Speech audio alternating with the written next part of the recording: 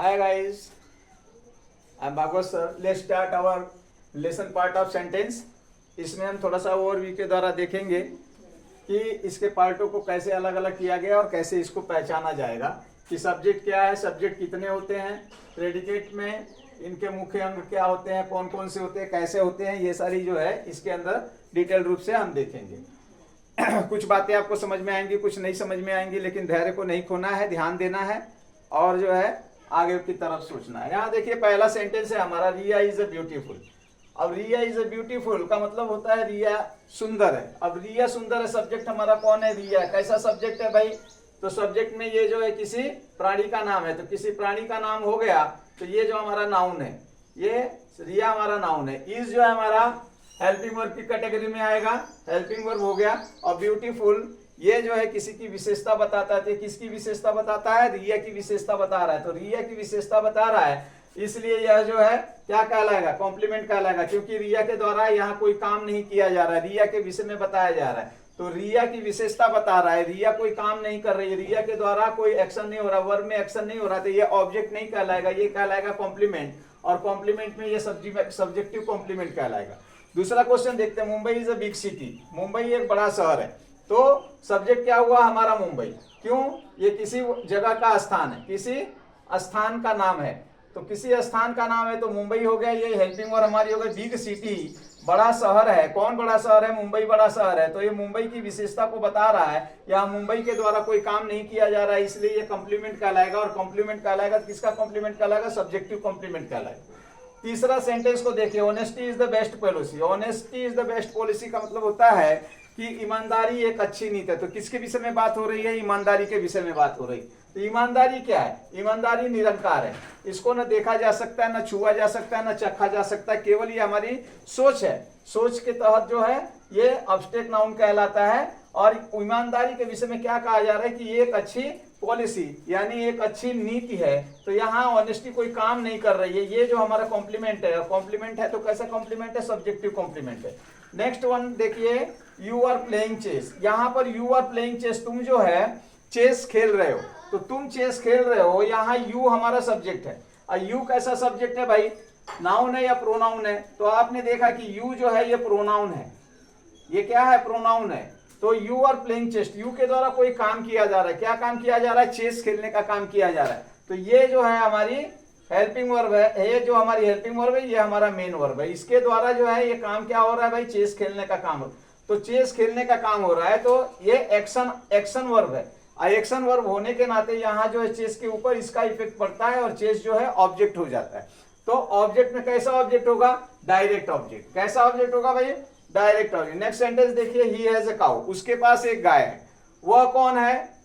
वह कोई प्राणी है, व्यक्ति है। यह जो है हमारा सब्जेक्ट है। कैसा सब्जेक्ट है? नाउन है। हैज का मतलब पास है, प्रेजेंट को डिनोट करता है। प्रेजेंट में हैज पास है का सेंस देता है। अ काउ एक गाय। तो यहाँ क्या है? यहाँ क्या कोई काम हो रहा है? काम नहीं हो रहा है, इसलिए ये क्या है भाई? कॉम्प्लीमेंट कहलाएगा। समझ में आई बात? और किसके विषय में बता रहा है? किसके पास है गाय? ही के पास है, तो सब्जेक्टिव कॉम्प्लीमेंट। नेक्स्ट कहें, वॉकिंग इज गुड एक्सरसाइज। टहलना एक अच्छा व्यायाम है। टहलना एक अच्छा व्यायाम है। यहाँ क्या हो गया? वर्ब लग गया। अब वर्ब कैसे लग गया? मैंने बताया था आपको कि जीरंड जो है नाउन की जगह पे आईएनजी के साथ में आ सकता है। इन्फिनेटिव का भी वही रोल है। तो यहाँ देखिए टहलना के विषय में बात हो रही है, यहाँ कोई काम नहीं हो रहा है। टहलना के विषय में, टहलना है एक अच्छा एक्सरसाइज। तो यहाँ कोई वर्क नहीं हो रहा है, ये हमारी हेल्पिंग वर्ब लगी है और ये बता रहा है कि एक अच्छा एक्सरसाइज है। तो ये कॉम्प्लीमेंट है। किसके विषय में बता रहा है? सब्जेक्ट के विषय में बता रहा है। तो ये जो है सब्जेक्टिव कॉम्प्लीमेंट्स कहलाएगा। Next question, to walk is a good exercise. ठीक वही हमने यहाँ जीरंड न लेकर के वर्ब से पहले टू लगा दिया, तो ये हो गया infinitive. Infinitive same sense, walking is good exercise, to walk is good exercise, दोनों सेम सेंस देते हैं और इसका दोनों का अर्थ एक ही निकलता है, इसमें कोई डाउट नहीं। यहाँ ये गुड एक्सरसाइज भी इसी की तरह से कॉम्प्लीमेंट होगा। और कॉम्प्लीमेंट में कैसा कॉम्प्लीमेंट होगा? सब्जेक्टिव कॉम्प्लीमेंट होगा। नेक्स्ट वन देखिए, you people are brave.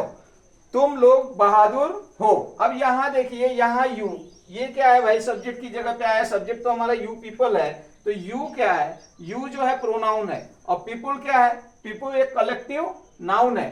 People क्या है, कलेक्टिव नाउन है। तो आप इतना ध्यान रखिए कि प्रोनाउन और नाउन एक साथ आ सकते हैं, जीरंड और नाउन एक साथ आ सकते हैं, इन्फिनिटिव और नाउन एक साथ जो है सब्जेक्ट की जगह पे आ सकते हैं। You are brave, you people are brave, यहां जो है कोई काम नहीं हो रहा है, यहां जो बताया जा रहा है कि तुम लोग जो है बहादुर हो। तो ये क्या हो गया, कॉम्प्लीमेंट हो गया। किसके विषय में बता रहा है, सब्जेक्ट के विषय में बता रहा है। तो आशा करता हूं सब्जेक्टिव कॉम्प्लीमेंट आप लोगों को समझ में आ गया होगा। जब वर्ब नहीं हो रहा है, एक्शन वर्ब नहीं दिया है, कोई कंप्लीट अगर सब्जेक्ट के विषय में बता रहा है तो वह कॉम्प्लीमेंट जो है सब्जी में सब्जेक्टिव कॉम्प्लीमेंट कहलाएगा। नेक्स्ट, रवि पुष्ट रिया, रवि ने रिया को धक्का दिया। रवि ने दिया रिया को धक्का दिया तो इफेक्ट किसके ऊपर पड़ा भाई, रिया के ऊपर पड़ा।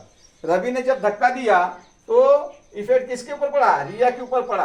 तो ये रवि जो है हमारा क्या हो गया, सब्जेक्ट हो गया, ये जो है एक्शन वर्ब हो गई, और इसका जो है प्रभाव किसके ऊपर पड़ा, रिया के ऊपर। गिरी कौन, रिया गिरी, तो रिया के ऊपर प्रभाव पड़ा, तो ये जो है ऑब्जेक्ट कहलाएगा, और ऑब्जेक्ट में ये जो है डायरेक्ट ऑब्जेक्ट कहलाएगा। नेक्स्ट वन देखिए, watching cricket is my hobby, cricket देखना मेरा शौक है। Watching cricket is my hobby, cricket देखना मेरा शौक है। वॉचिंग क्या हो गया, जीरंड हो गया। जीरंड की जगह पे क्रिकेट के साथ, यानी ये जीरंड प्लस नाउन आकर के ये सब्जेक्ट की जगह पर है। यहां जो है बता रहा है कि ये हेल्पिंग वर्ब लगी है, माई हॉबी, मेरा शौक है। यहाँ कोई काम नहीं हो रहा है, ये मेरा शौक है, क्या, क्रिकेट देखना मेरा शौक है। तो ये क्या हो गया, कॉम्प्लीमेंट हो गया। किसके विषय में बता रहा है, सब्जेक्ट के विषय में बता रहा है, तो ये जो है सब्जेक्टिव कॉम्प्लीमेंट्स है। नेक्स्ट वन देखिए, ही हिट द बॉल, उसने बॉल को मारा। तो उसने बॉल को मारा, ये ही हमारा सब्जेक्ट है, प्रोनाउन है, और यहाँ हिट ये हमारी एक्शन वर्ब है, और एक्शन वर्ब के द्वारा काम किया, क्या किया गया, बॉल को मारा गया। तो बॉल क्या हो गया, ऑब्जेक्ट हो गया। ये क्या हो गया, ऑब्जेक्ट हो गया। ऑब्जेक्ट में कौन सा object, direct object. Next one है, he threw the ball on Riya, he threw the ball, उसने बॉल फेंका रिया के ऊपर। रिया पर जब उसने बॉल फेंका तो सबसे पहला इफेक्ट गया किसके ऊपर, बॉल के ऊपर। तो बॉल हो गया हमारा डायरेक्ट ऑब्जेक्ट, और रिया हो गई हमारा इनडायरेक्ट ऑब्जेक्ट, क्योंकि रिया के ऊपर भी उसका प्रभाव देर सवेर पड़ा है। आगे हम देखते हैं अगला question, he threw the ball hard on Riya, उसने तेज गति से रिया के ऊपर बॉल फेंका। तो ही हमारा सब्जेक्ट है, ये एक्शन वर्ब है, और पहले प्रभाव इसके ऊपर पड़ रहा है, तो ये हमारा जो है डायरेक्ट ऑब्जेक्ट है। और डायरेक्ट ऑब्जेक्ट किसके ऊपर जा रहा है भाई, सीधा रिया के ऊपर जा रहा है। तो रिया ये इनडायरेक्ट ऑब्जेक्ट है। यहाँ है हार्ड है, ये हार्ड क्या है, हार्ड क्या है, हार्ड तो विशेषता बता रहा है ना बॉल की। बॉल किस केस में है, ऑब्जेक्टिव में, ऑब्जेक्ट में है।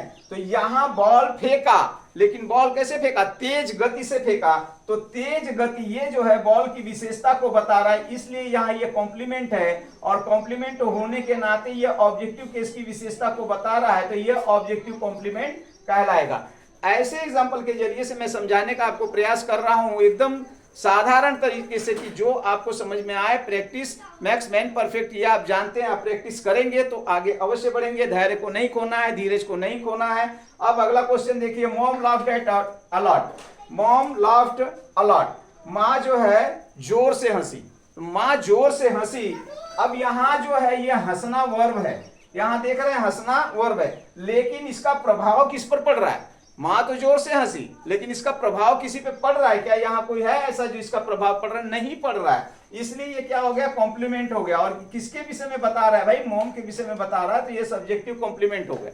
और एक बात यहाँ पे समझ में आ रही है, ये वर्ब यहाँ पर देखिए लॉफ्ट, लॉफ्ट वर्ब ये जो है किसी प्रभाव नहीं डाल रहा है किसी पे, तो यहाँ ऑब्जेक्ट नहीं है। जिस वर्ब का ऑब्जेक्ट न हो उस वर्ब को हम इंट्रांजिटिव वर्ब कहते हैं। यहां पर देखिए honesty, sorry, you are playing cricket, अब आप क्रिकेट खेल रहे हो, तो यहां जो ये वर्ब है इसका जो है असर किस पे पड़ रहा है, प्रभाव किस पे पड़ रहा है, चेस पे पड़ रहा है। तो ये जो है यहाँ डायरेक्ट ऑब्जेक्ट दिया है, डायरेक्ट ऑब्जेक्ट देने के साथ साथ ये वर्ब जो है यहाँ पर ये वर्ब इंट्रांजिटिव वर्ब कहलाएगी। अगला क्वेश्चन देखिए, रिया हर्ट यू, रिया ने तुम्हें दुख पहुंचाया। तो दुख किसने पहुंचाया, रिया ने, सब्जेक्ट हो गई मेरी रिया, और दुख ये पहुंचना, पहुंचाना, ये जो है एक वर्ब है, एक्शन वर्ब है। किसको पहुंचाया, ऑब्जेक्ट कौन है हमारा, यू, तुमको पहुंचाया। तो ये कैसा ऑब्जेक्ट हो गया, डायरेक्ट ऑब्जेक्ट हो गया। अब यहां देखिए, I am hurt, I am hurt, मैं दुखी हूं, मैं खुद दुखी हूं। इसका ये हर्ट यहाँ पे वर्ब का काम नहीं कर रही है, ये यहाँ पर जो है वर्ब का काम नहीं कर रही है। यहाँ देखिए यम लगा है, एक्शन नहीं हो गया है, हेल्पिंग वर्ब है। इसके बाद जो आने वाला है वो कॉम्प्लीमेंट होगा, और किसके विषय में बता रहा है, सब्जेक्ट के विषय में बता रहा है, इसलिए ये जो है सब्जेक्टिव कॉम्प्लीमेंट है। नेक्स्ट वन देखिए, I am waiting for you, मैं तुम्हारा इंतजार कर रहा हूं। I am waiting for you, इंतजार कौन कर रहा है, मैं कर रहा हूं, तो मैं जो है सब्जेक्ट हो गया। सब्जेक्ट में कैसा हो गया भाई, प्रोनाउन है। आगे बढ़िए, am waiting for you, waiting क्या, इंतजार करना, वेटिंग क्या है, इंतजार करना, ये एक एक्शन वर्ब है। अब इसके बाद आया है यहाँ पे यू, आपका इंतजार कर रहा हूं, लेकिन यू से जस्ट पहले फॉर आया है। ये फॉर क्या है, प्रीपोजिशन है। तो इतना ध्यान रखिए, वर्ब के बाद अगर किसी प्रीपोजिशन की लगाने की आवश्यकता पड़ रही है तो उसके बाद आने वाला जो ऑब्जेक्ट होगा वो प्रीपोजिशनल ऑब्जेक्ट कहलाएगा। आगे बढ़ते हैं, my mother can go there, my mother can go there, मेरी माँ वहां जा सकती, मेरी माँ वहां जा सकती है।